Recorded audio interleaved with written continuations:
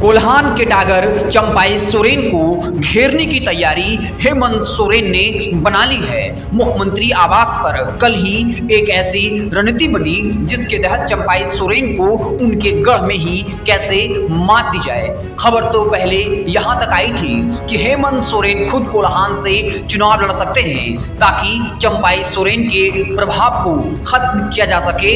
पिछले विधानसभा चुनाव में पूरे कोल्हान से बीजेपी का सफाया हो गया था, लेकिन अब जेएमएम के सबसे बड़े नेता कोल्हान टाइगर चंपाई सोरेन भगवा उड़ चुके हैं। वो भाजपा के साथ चले गए हैं और कहीं न कहीं जेएमएम को इस बात का डर है कोल्हान में अगर 4-5 सीटों पर भी चंपाई सोरेन खेल कर जाते हैं तो फिर महागठबंधन की बात बिगड़ सकती है।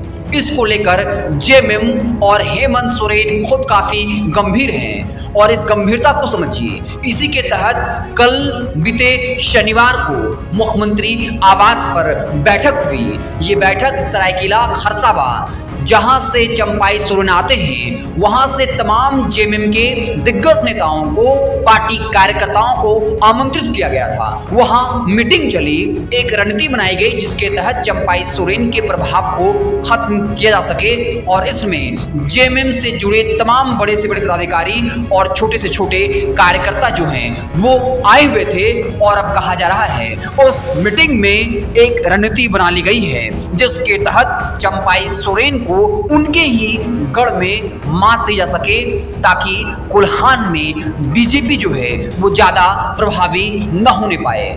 आखिर कल की मीटिंग में कौन कौन शामिल हुए थे, मुख्य लोगों का हम आपको नाम बता देते हैं। इसमें सरायकेला खरसावा के सभी केंद्रीय पदाधिकारी सदस्य, जिला समिति के सभी पदाधिकारी, नगर समिति के सभी पदाधिकारी, प्रखंड समिति के अध्यक्ष, सचिव, वर्ग संगठनों के अध्यक्ष, सचिव, पार्टी के वरिष्ठ नेता, विधानसभा चुनाव की रणनीति बनाई और ये रणनीति बनाई कि चंपाई सोरेन को उनके ही गढ़ में कैसे घेरा जाए। कोल्हान फतह की हेमंत ने जो है वो पूरी स्ट्रेटजी तैयार कर ली है।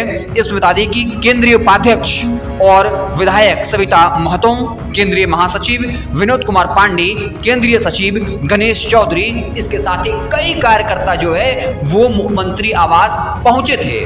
आपको बता दें कि जेएमएम इस बात पर विचार कर रहे कि कैसे चंपाई सोरेन को ये मौका न दिया जाए, वो कहें कि वो शिकार किए गए हैं और इसलिए अब तक जेएमएम ने उन पर कोई कार्रवाई नहीं की है। चाहे रांची से लेकर कोलकाता, दिल्ली तक वो लगातार पार्टी विरोधी बयान दे रहे हैं, लेकिन अब तक पार्टी ने उन पर कार्रवाई नहीं की। वो इस वक्त भी मंत्री पद पर बने हुए हैं, जेएमएम के राष्ट्रीय उपाध्यक्ष बने हुए हैं। जेएमएम चाहती है कि चंपाई सोरेन जो है वो खुद इस्तीफा दें, क्योंकि अगर हम उन्हें हटाते हैं यानी जेएमएम हटाती है तो फिर चंपाई सोरेन को जो है वो बोलने का मौका मिल जाएगा।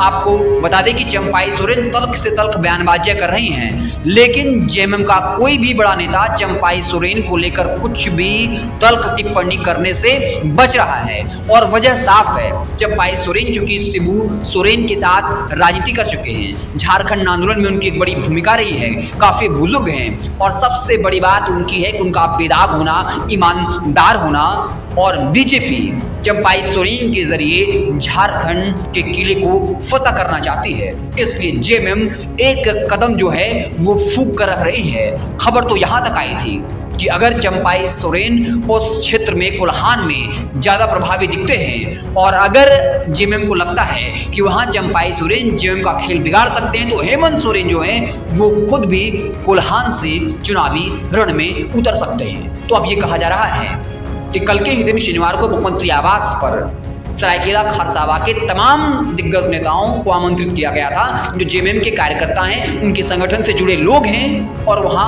रणनीति बना ली गई है कि कैसे चंपाई सोरेन को उनके गढ़ में ही उनके प्रभाव को खत्म कर दिया जाए, उनके गढ़ में ही उनको घेर लिया जाए।